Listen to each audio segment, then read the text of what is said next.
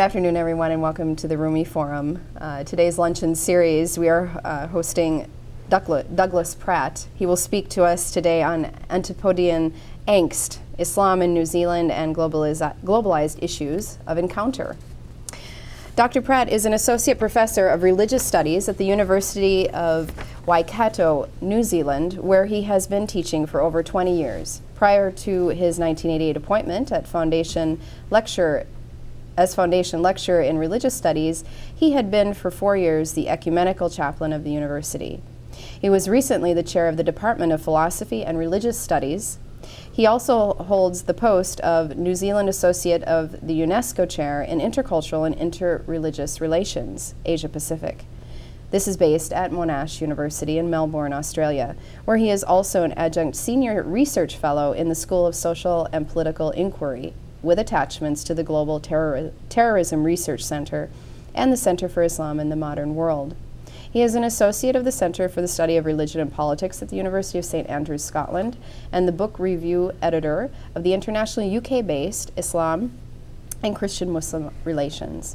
He is an ordained Anglican priest and canon theologian emeritus of the Waikato Diocese in New Zealand.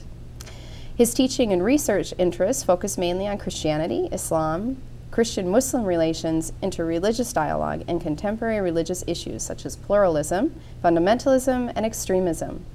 In respect to his recent work on religion and terrorism, he has been a consultant to the Australian federal government and a guest presenter to the Australian Federal Police, AFP, and FBI Leadership in Counterterrorism Pacific Program.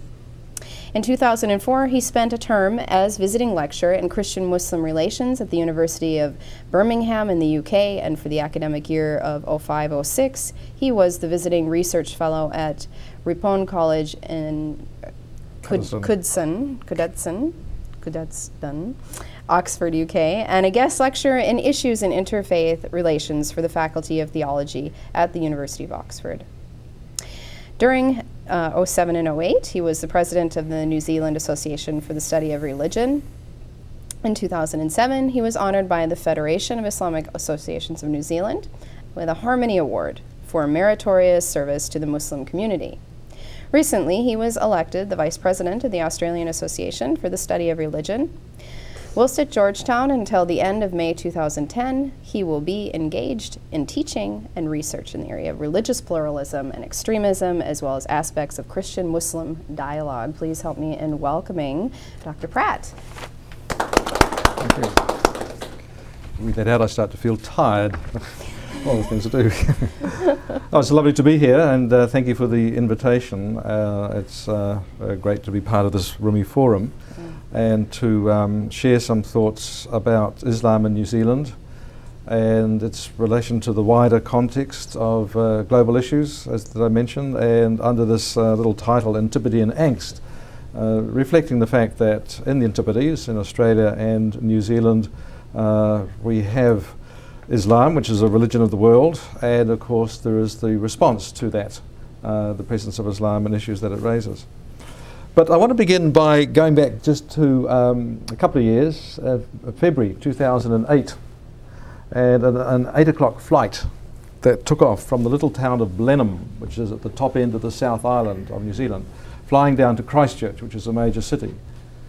And 10 minutes into the flight, there was an attempted hijack. And of course that went out on the news, a plane being attempted to be hijacked in New Zealand. And of course it carried on its flight. The hijacker wanted it to go to Australia, but you couldn't take a little wee commuter plane across the Tasman. I mean, that was impossible anyhow. And the hijacker was overpowered or subdued sufficiently, and the plane proceeded to Christchurch, where of course it was a complete mobilization of whoever, police, security services, everybody and his uncle turned up at the airport for this plane to come in. And of course then it came out on the news, the attempted hijacker was a Muslim. So immediately there was the reaction, oh, we've joined the real world, we're now subject to a terrorist attack. But then hang on a minute, it's a Muslim woman wanting to go to Australia to join her friends. Something's not right here. You don't just hop on any little plane, like I say. I mean, A, across the Tasman, and B, you want to go to Australia? I mean, you know, from New Zealand, we sort of, what's going on here? So obviously speculation of a terrorist attack, although it went into overdrive, you know, anybody with an ounce of nous, an ounce of thought and reflection would say there's something not right here, this is not a terrorist attack, which of course it wasn't. Albeit the incident on the plane was quite terrifying to the people there, and it was dangerous. She'd gone on board the plane with a kitchen knife, a large one, and had stabbed the pilot had been badly cut in the hand, the co-pilot had been cut in the foot, and the passenger who tried to subdue her had also received a cut or two. So although there was a great high drama at the end of the flight, full emergency landing procedures, swarms of armed police, snipers and evidence, the entire works, and in the glare of waiting media, a confused and distraught Somali woman was dragged from the plane, ignominiously wrestled to the ground and bundled off in a waiting police van. It was all rather tragic and sad. But so as it happens, the 33-year-old woman, Aisha Ali Abdili, she'd been in the news actually some 9 years before. She was the brutalized victim of the war in Somalia and had come to New Zealand as a refugee. And her mental health had been of concern for some time. It was indeed a tragic case of New Zealand failing her as a refugee. She had sought healing and a new life, but her personal demons had triumphed. So in the end, of course, there was never any, you know, terrorist show trial. She's in the care of mental health authorities now. So it was not another episode in the West's war against terror. It was not an outburst of extremist Islamic ideology. It was not a signal that airport security in New Zealand needed dramatic upgrading, because in the end there is no cast iron security against the unforeseen outburst of an individual who has momentarily lost the plot for whatever sad or traumatic reason. And the same is true of that chap who you know, crashed into the IRS building. You can't prevent everything. So, as with the bombing, for example, of the government building in Oklahoma, nonetheless, when the first response, you know, was to blame Muslims, Muslim extremists, so in this case, the fact that the perpetrator was a Muslim was the trigger behind an initial interpretive supposition. An act of Islamic terrorism had been unleashed on the country. And some people went quickly onto the radio, onto TV to sort of, you know, say we are part of the world and this is what's happening. But of course, it wasn't that.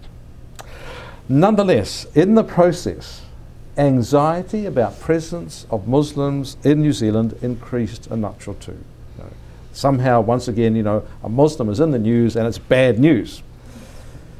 So, for our purposes here, my question is, who are these Muslims?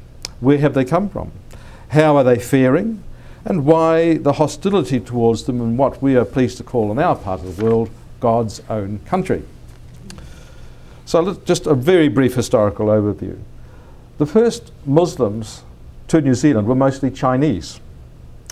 Some 17 Mohammedans, as they were called, all of male, and 15 of those were Chinese, were working in the Otago goldfields in the South Island and were recorded being there in the government census of April 1874. That's the first official record of the presence of Muslims in New Zealand.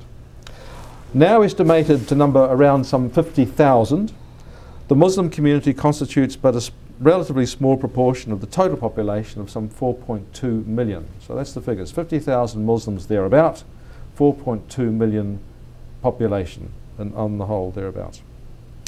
And Muslims in New Zealand are ethnically very diverse. That 50,000 figure represents over 40 different countries, including some 3,000 European Muslims and now some 700 or more Maori reverts or converts depending on your use of the language. But there are now some 700 Maori who are the indigenous people of New Zealand who have now become Muslim. Significantly, the first conference of New Zealand imams was held in the city of Auckland, which is the largest city of the country, in October in 2007, and that was held under the auspices of the Federation of Islamic Associations of New Zealand, and the fact that there's a federation indicates there's more than one, obviously, Islamic association. So under the auspices of them and also the Ministry of Ethnic Affairs. Interestingly, in New Zealand, reflecting, of course, a secular government, there is no capacity for a Ministry of Religious Affairs, and religion gets subsumed under ethnicity. And prima facie, it makes some sense, but of course, actually, it skews the way in which religion is understood or perceived. Nonetheless, at this particular event, the Muslim leaders publicly condemned violence and extremism and asserted commitment to peaceful coexistence within wider society. And a similar gathering with parallel outcomes was held in Australia around the same time. Interestingly, in both cases, Muslim leadership in our countries professes and proclaims the Muslim route to peace and the declaration of the community's intention for peaceful coexistence. And 99.99% of the time, that's perfectly the case. But the media don't pick up on that. The media pick up on where the one person does something out of the ordinary and then say, all Muslims, you get the picture. But let's put it in a wider context, the New Zealand cultural and political context, so you can understand the situation, having just sketched roughly something of historical overview. Obviously, between the 15 or 17 that began, the 50,000 that are now here, there's been quite a long pattern of immigration, largely out of India, Muslims from Gujarat, and also through Fiji. And in the wake of the Fijian coups, more and more Fiji Indians have come to New Zealand. So there's a predominance, if you like, of Indic ethnicity, but in reality, it's Muslim background is widespread, as I've indicated. But New Zealand itself is a multicultural society. Its institutional identity is bicultural and secular. Bicultural, that is between the European and the Maori, or classically between the British Crown and the Maori chiefs. And secular insofar as a result of 19th century colonisation and the diversity of Christianities, where the colonialists who came out particularly from the UK, were wanting to get away from any idea of state church and dominance of religion. So the secular divide of church and state, as here with the states, arose in the situation of Christian diversity, and the Protestants not wanting the Catholics to get the top position, and the Catholics not wanting the Protestants to tell them what to do, and etc. You get the picture. So that's the basic context. And the contemporary pluralist and secular nature of New Zealand society is undergirded by two legal instruments: a Bill of Rights that was enacted in 1990, and in 1993 the Human Rights Act. So those instruments are relatively recent. Nonetheless, they allow for free expression of culture within both private and public sphere, as well as redress in respect to discrimination, which is very important. There's also a longer standing commitment to uphold religious freedom and freedom from discrimination that derives from being a signatory to the United Nations Declaration on the elimination of all forms of intolerance and of discrimination based on religion or belief, and that was 1981. So New Zealand has championed those kind of perspectives. More recently, since 2007, New Zealand has produced a national statement of religious diversity, and that was actually the publication of the little booklet was underwritten by UNESCO, and we're the first country in the world to produce such a document that, although it as yet has no legal standing, it is garnering support from within the community and religions who endorse it as saying, yes, this is a statement upholding the fact of religious plurality and in, I suppose, promoting the notion of a positive response to that fact. The statement, of course, is but one significant element of the context of broad acceptance of and tolerance towards religions from which the Muslim community can take heart. There is a general sense or predisposition of tolerance in the New Zealand context. And, for example, the refusal of New Zealand to join President Bush's coalition of the willing in respect to the prosecution of the war in Iraq was also widely appreciated within the Muslim community, both at home and abroad. And furthermore, since 2004, New Zealand has participated in and hosted at governmental level Asia-Pacific regional interfaith dialogues, and these have involved the active participation of local as well as regional Muslim leadership as part of government delegations. So that gives something of the institutional context. But let's come back to the contemporary demographic and community profile. On the international scale of the Muslim diaspora, the Islamic community in New Zealand is of course small. In large measure, this is due to New Zealand's geographical remoteness and, until 1974, rather restrictive immigration policies that were in place. Immigration, of course, is now open to all ethnicities and nationalities. As I've indicated, Muslims in New Zealand are mainly South Asian, although, as I've also mentioned, in total the Muslim community encompasses, as I say, 40 nationalities. By and large, Muslims in New Zealand are very well integrated.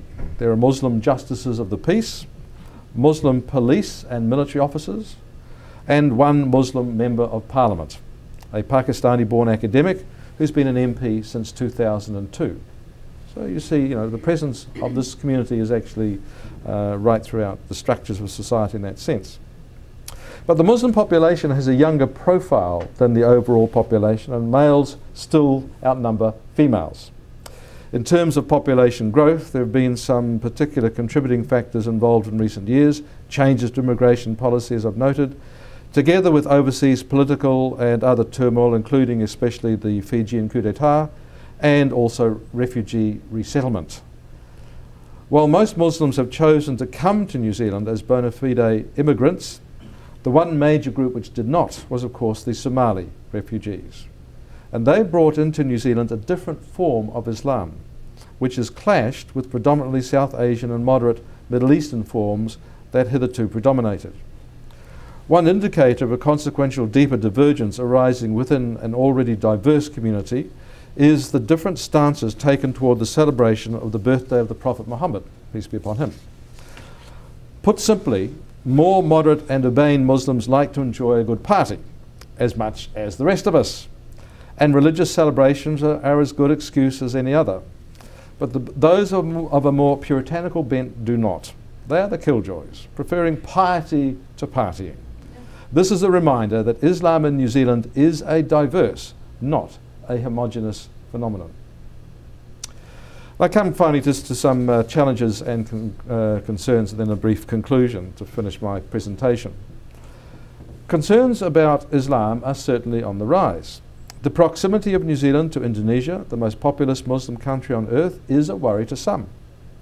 There is an undoubted influence abroad of 9/11 with its dramatic visual impact.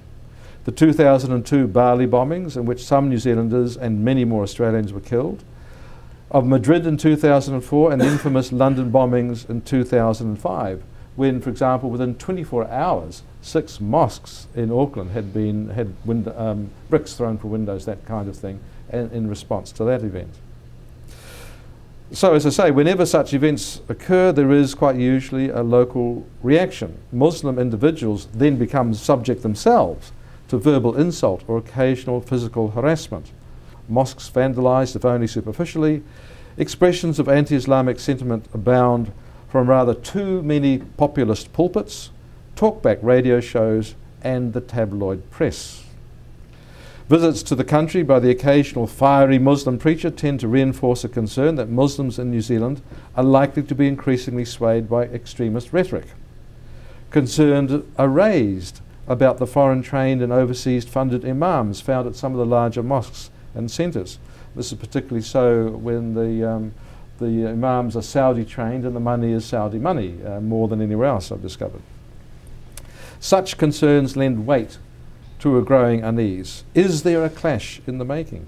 What really is the Muslims' capacity to resist extremist seduction and jihadist call? We don't know.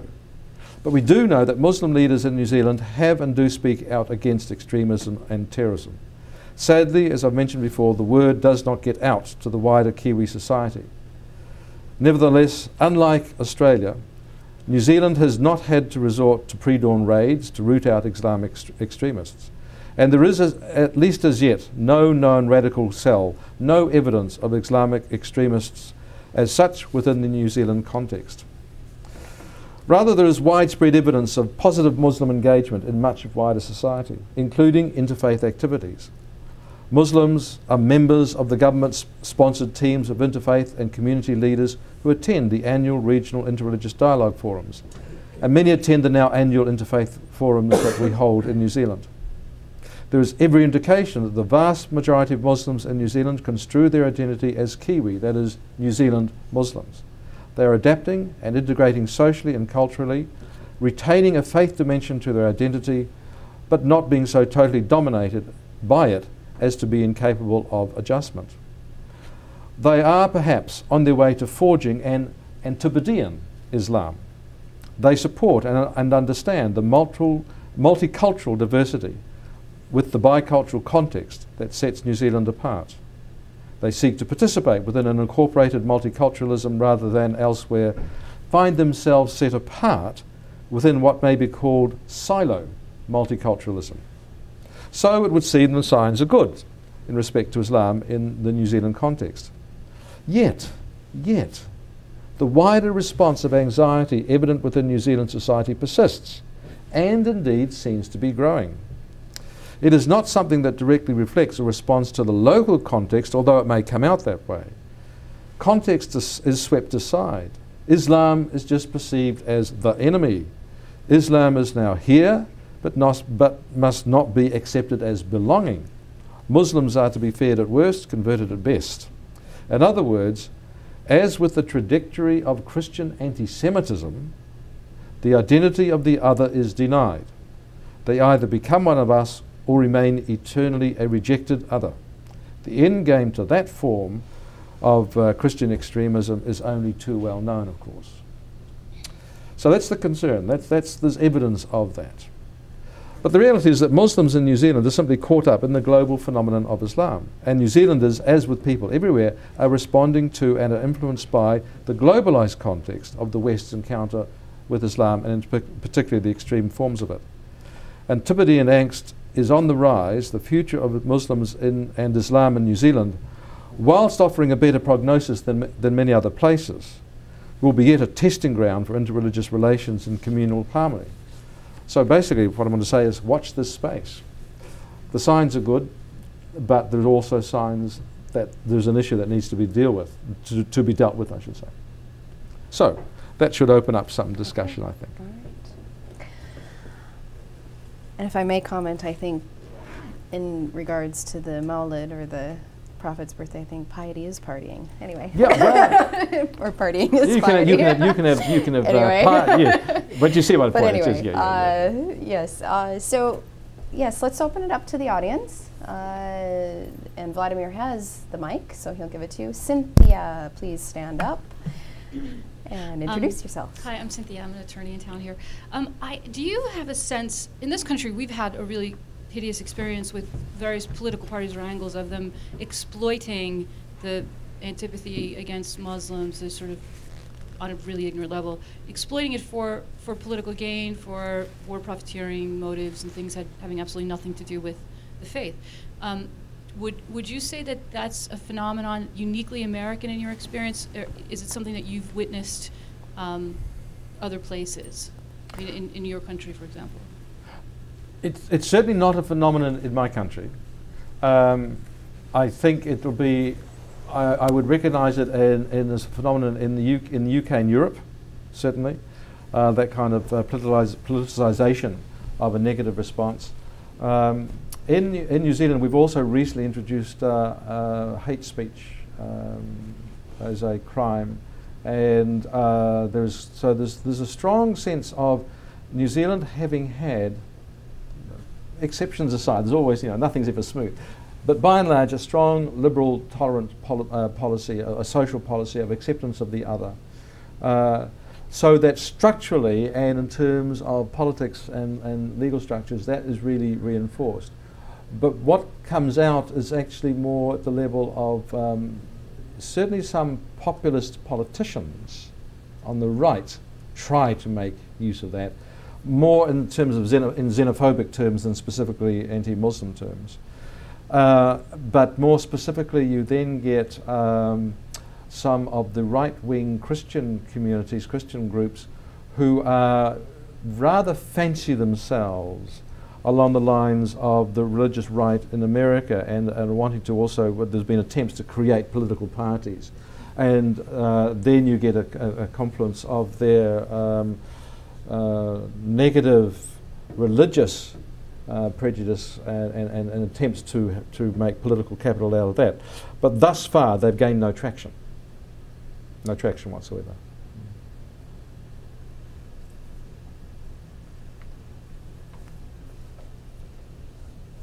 All right, then. All right. Will, I think that you touched on something in the beginning of your talk in regards to the flight and the woman, and and some recent events that have happened in this country in regards to the Fort Hood shooting and in regards to somewhat in regards to the person who flew the plane into the IRS building. Thank you, the IRS building, and just in what we deem as terrorists. I think it's kind of, these incidences have tested society, U.S. society here, to really take a hard look, and possibly the media, I would hope, a hard look at how we define who is a terrorist and who is not. Yes. The Fort Hood shootings happened, and immediately, it was suspected because he's a Muslim, this is a terrorist attack, potentially. Yeah.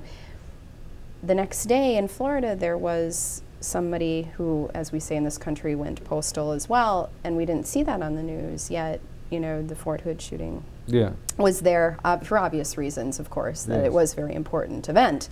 But because it was a non-Muslim who perpetrated, the shootings in Florida, that wasn't a terrorist, supposedly, potentially a terrorist attack. And so, and it's been come out that, and it's quite apparent that the Major Hassan is, has potentially mental health issues like this woman does, and under great pressures and so on and so forth. So, and then we have the plane incident and how that was just somebody who got angry and flew into the IRS building. Well, if it was a Muslim, would it be deemed that?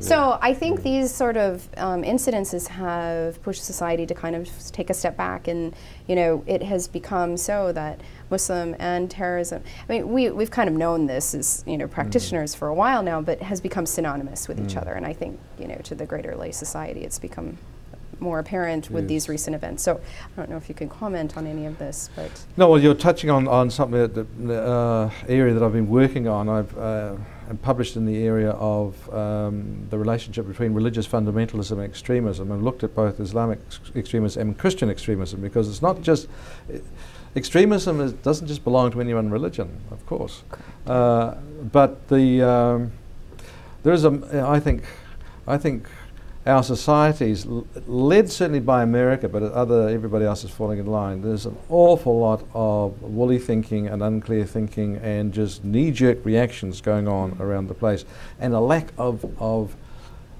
appropriate discrimination in terms of being able to discriminate clearly between this person and that person, this kind of event and that kind of event. Rather, you're getting these broad brush, everybody's labelled the same thing.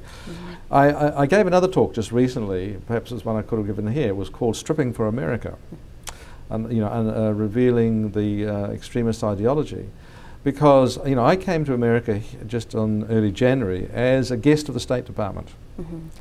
But before I got on the plane in Auckland, which is about 20 hours away to get to Washington, I had to strip. Insofar as I had to take my coat off and my shoes off, and they looked inside my shoes, and I wear orthotics in my shoe. Well, what are these? He took them out. But then he said to me, if this was just gelatinous, it wouldn't be flying. I can tell him, I don't wear explosive orthotics. I want my feet on the end of my legs. Thank you very much. But you get this knee-jerk reaction, and of course, rummaging all through my wallet and all through my, carry-on stuff and so on. And the only good thing about this unbelievable experience of getting on the plane was that it meant that we were drip-fed onto the plane, so there was actually no queue getting down the aisles where you could just walk on and just find your seat and so on, because the hold-up was all back here as everybody had to go through this painful process. But why? Why are we doing this? Who in the right mind considers that even, and I'll tell you this much, if I had the undies on with his bomb in the undies, they wouldn't have found it.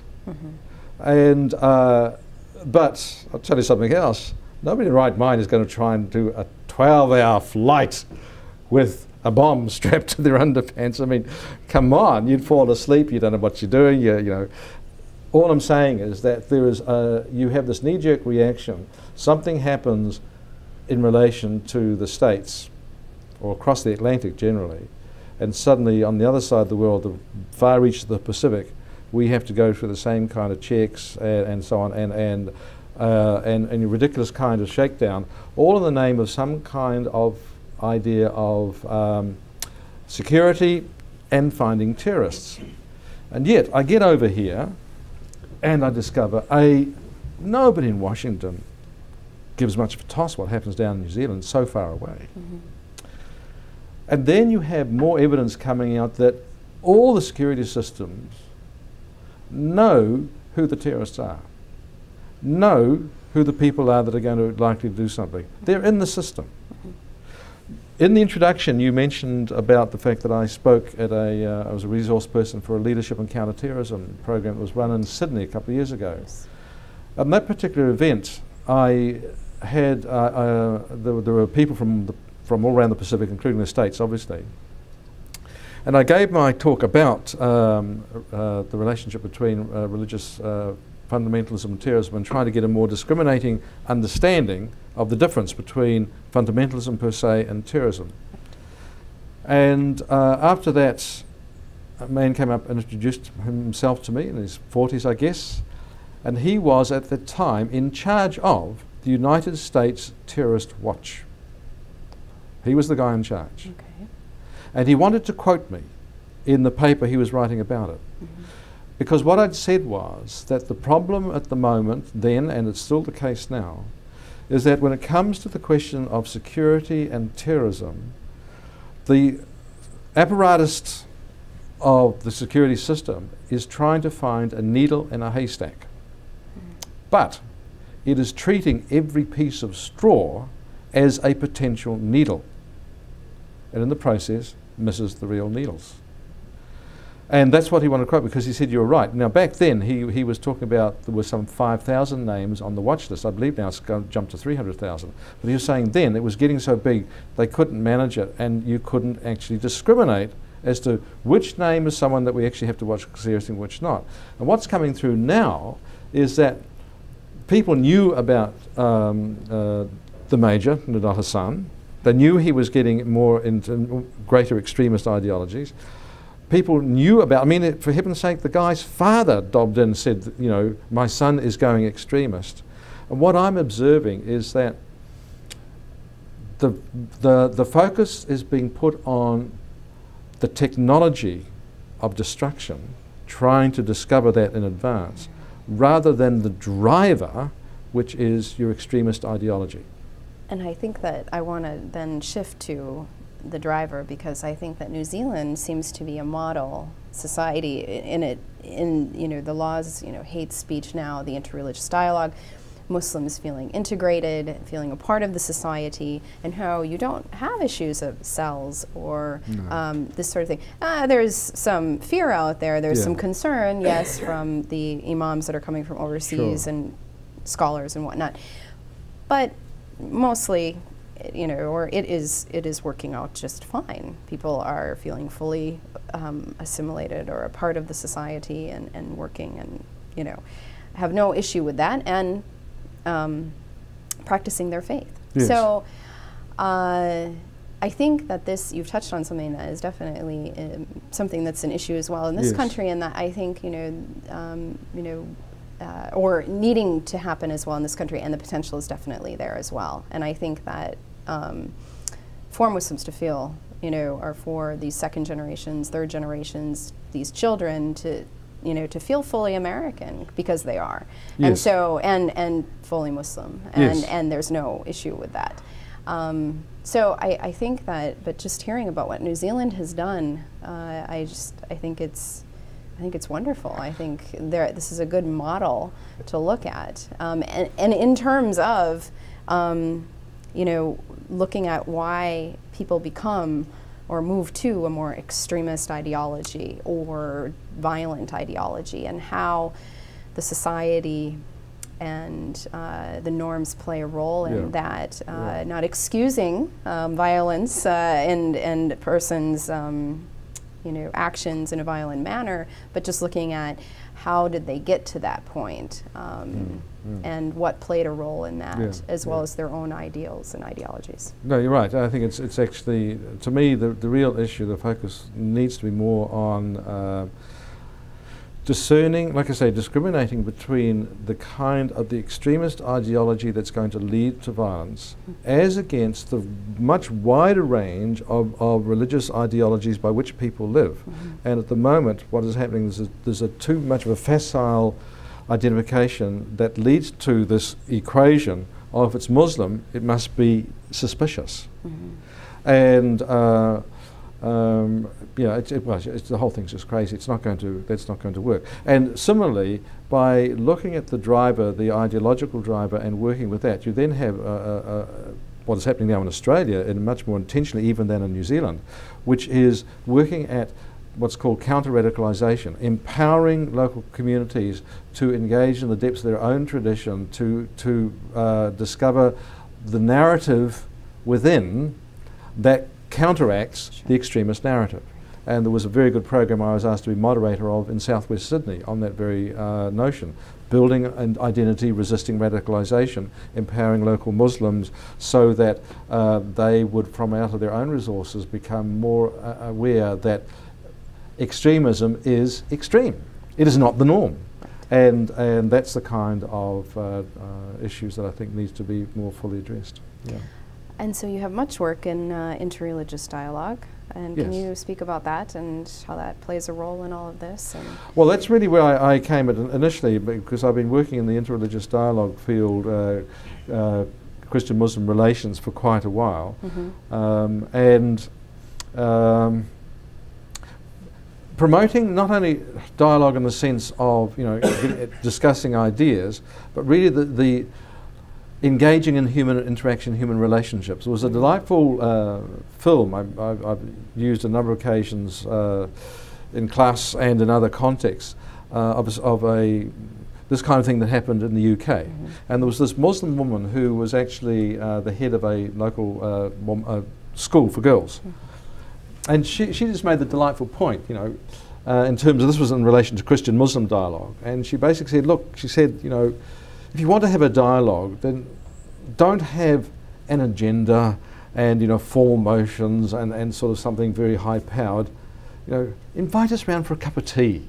Ask, how are you getting on? What are your children doing at school? What's been going on? In other words, ordinary human interaction. And that's the kind of dialogical engagement that I think needs to happen more and more. I'm actually moving away from the term dialogue and more to interfaith engagement rather than dialogue, because dialogue has more of a cerebral, discussing type thing. Now, there's a place for that, but more particularly, I think, to combat stereotypes, negative stereotypes, and to build on the positive intention of people, both Muslim and others, to actually want to live in a harmonious state of coexistence. That's the kind of action and engagement that humanizing the other. Humanizing the other, exactly right. And I think we have a question. Yes. Hi, I'm Claire Wild, and I teach at Georgetown University in the theology department. Right. And I have two questions. One is a general question from your observation of New Zealand's tendency to respond against, or be independent of America's or United States policies, particularly foreign policies. Secondly, what is the extent of education about Islam in universities in New Zealand? For example, I know at Georgetown, I have taught a course on the theology of Islamic politics. Now, this was put as a security studies requirement by the School of Foreign Service. Even when I protested to them that this is really not appropriate, it would be one thing if this was a general supplement to a course, but it is not looking at what they want. And so I get students in the course who are frustrated because they expect one thing and they have a very different. And the School of Foreign Service said, doesn't matter what you're teaching, it's about Islam, it's a security issue. So I don't know in New Zealand if there are departments of Arabic or Persian, Turkish, like other Islamic languages, if Islam would be taught in a theology, religious studies, history, area studies, security studies, if such a thing exists. Thank you. Yeah. Well, certainly. Answer the first question. The last question first. The security. There are security studies and the history and so on, but no, Islam doesn't figure greatly in the education system as much as it should. I've been teaching a second-year course on Islam, a sort of general course, and a course on Islam in the West at third-year level. But even though people say, "Oh, that's a hot course," this is what we need, you only get a handful of students, because in the end, they don't see how it's going to fit their own degree structure. Nonetheless, I've been used quite greatly in the wider community, community groups, education groups, whatever, to talk about Islam more broadly, and have been an advocate in that sense, which is one of the reasons why I got that award. Plus defending Muslims against scurrilous attacks from the right-wing papers when a young Fiji Indian but Saudi-trained sheikh, with a young family, this right-wing newspaper tried to claim he was an Al-Qaeda plant. I mean, the poor guy was shaking in his boots. I mean, he really was scared stiff. And so I took up cudgels against him, against the paper on his behalf. It didn't get terribly far, but nonetheless, it was noted. I'll just digress this little story because it's quite an interesting one. A short while later, the local mosque leaders asked me to drop by one night during the week after the evening prayers to meet with the sheikh, and they wanted to sort of thank me for what I was doing. And so I agreed to that, and as I was going out the door, I thought I'd just better take something with me, and I had just recently published a little wee booklet on Islam and interreligious dialogue. And just as what I did, because I got there, the mosque was still pretty full. They were all waiting for me to turn up. And next thing, there were these speeches come on, and I was presented with a gold Parker pen, the pen is mightier than the sword kind of thing, and I was a bit blown away. So I did an impromptu talk and said a little joke against myself. And a few people, laughed, but the bulk of the people didn't. And I thought, oh, that's bombed out. But nonetheless, I had the booklet and gave it as a return gift, which was fine. Then I sat down and somebody stood up to translate. And that's when I realised the impact of the Somalis. It was mostly Somalis. And then, he was next thing I all started laughing. I thought, they did get the joke. It was fine. So no, the need for education, a good education about Islam, about religions in general, is being more and more seen and advocated. Partly in what I was saying before about the religious diversity statement. One of its state clauses is about the need for greater education in order for understanding and so on. So it's being advocated, and it's become kind of like part of the driver to try and reintroduce within a very secular education environment proper studies of religion, not religious instruction, but studies of religion, that kind of thing, within which Islam would take its place. Sadly, there's no Department of Arabic. There's no way we can learn Arabic in our country as yet. It's too small, and it's East. In one university, for example, Islam comes in under East Asian languages, and they have a course in that. I taught Islam as part of a world religions course for a theology program until they decided to restructure, and they axed all the extra stuff, and they went down to the core, which I think I'm scratching my head thinking this is crazy, but there we are. So it's an uphill battle. We're still struggling on that one. Now, in responding to the second question, I've forgotten your first, which was, you remember? Oh yes, foreign policy, that kind of stuff. New Zealand has had a long-standing love-hate, hot-cold relationship with the States, as you may be aware of. Ever since World War II, when our troops were over in the Middle East and in the Pacific, and so the Americans came down to defend our country, and the common parlance was, they're over here, they're overpaid, and they're oversexed. And that was a real issue, because the Kiwi boys out in the field were getting worried about what was happening to the girls back home with all these hot-blooded Americans around the place, and there were certain stories we could tell about that. So ever since then, there's kind of this love-hate relationship, I would say. And so that we've been, you know, at one level, we attempt to be, you know, good allies, and we've had common cause. But we do not want to be seen as just simply an American puppet.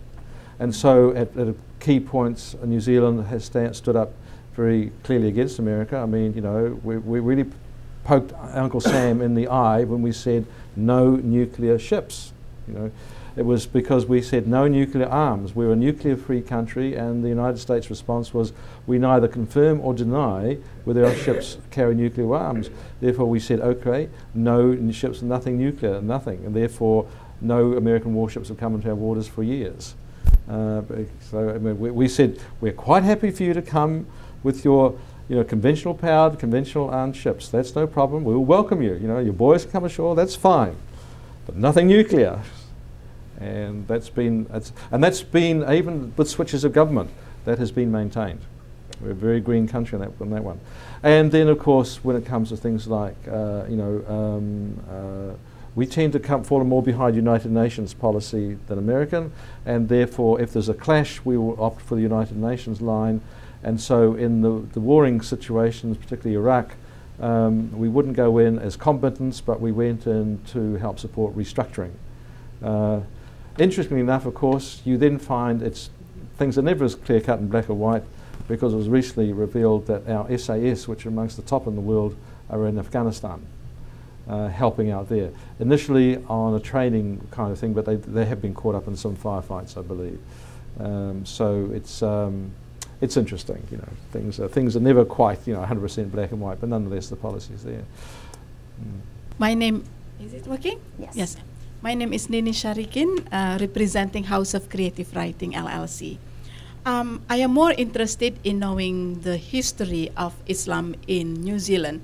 Is there any literature which talks about these Chinese gold miners, how long they were staying, whether they stayed for a long time and then married the local women, or I guess all men there. Yeah. And also another thing is I'd like to compare between the African American here who embrace Islam and the Maori embracing Islam. What is the draw or the motivation of the what made the Maorian embrace Islam? Thank you. Thank you. Okay. In terms of the second one first, the Maori motivation, it's a small group, it's mostly young, and it would be similar, I think, to what I understand may be happening in parts of the States with African American attraction, although that's even a small proportion. I mean, I learned today that 85% of African Americans are actually Christian. Would be partly Islam represents a radical alternative identity in context. There would be there are a few that I've come across that try to draw a long bow and suggest that actually Maori in New Zealand were naturally Muslim until the missionaries arrived. But not even the Muslim leadership will buy that one. I mean, that's a real longbow interpretation. But you know, sometimes converts become quite extreme in the way in which they reinterpret their own histories. It's largely, I think, sociologically, I'd say it's the appeal of being radically different. When some young people are wanting, you know, finding an identity that is radically different, as well as I think the reasoned position of some that it is right. It is a true one.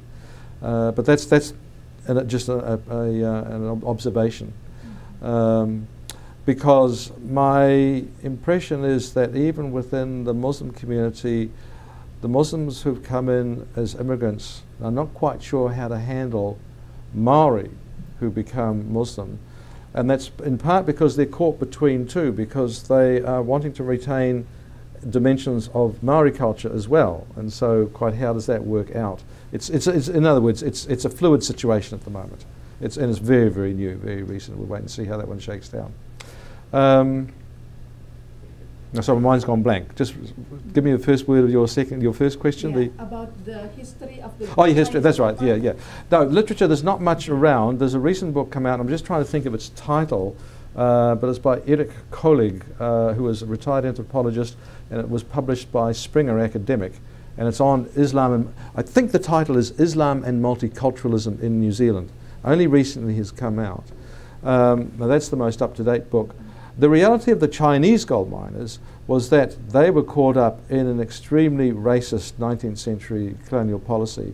They were kept very much to themselves, were very isolated, really. And I think in the 1870s they had to pay a poll tax of £10 a head, which by the late 19th century rose to £100 a head, which was big money in those days. And this was to, to dampen down any possibility of Chinese immigration to New Zealand. So eventually they faded out. And the Chinese that remained integrated to a degree, but became market gardeners. And so there's a long history of Chinese market gardeners in New Zealand. Yes, there's a bit of a sad history, really, about what happened to the Chinese in the 19th century, in the gold rush era. And down in the South Island, in a little town called Arrowtown, they've managed to recover and sort of restore part of what was a Chinese gold miners' camp.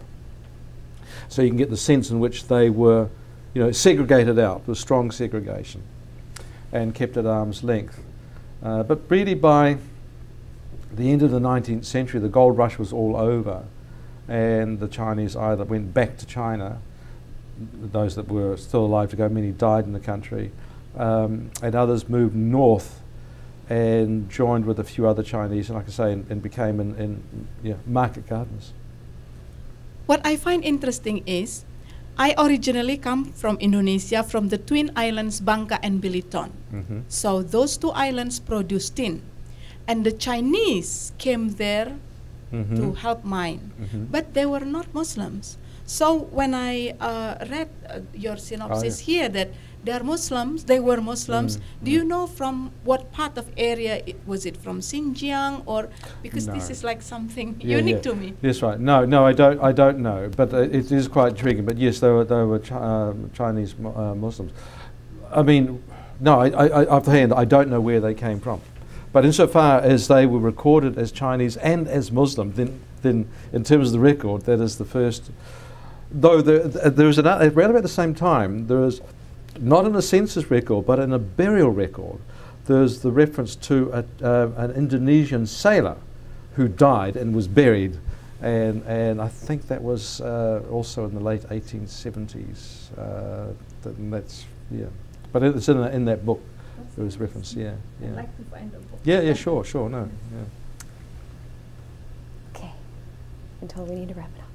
Okay. Okay, thank you so much for joining us today. It's been a wonderful discussion and talk, and a lot of food for thought and to think about. So please help me in thanking Dr. Pratt for joining us today. And we'll do it for another Rumi Forum luncheon. Good. Thank you so much. Thank you. Assalamu alaikum. Wa alaikum salam.